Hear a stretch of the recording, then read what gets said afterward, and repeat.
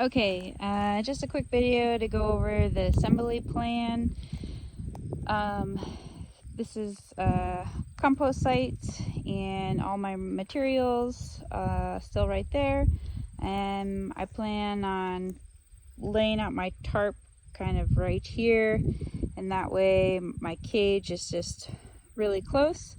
But I'll plan on going 4 rounds with 10 buckets, so I'll take 5 brown material, 3 green, and 2 high nitrogen, which is the horse manure, and probably do a kind of a lasagna style, lay it out on the tarp, which will be again right here, and then give it a really good mix. Make sure moisture is good. I have water right here in case I need to add some.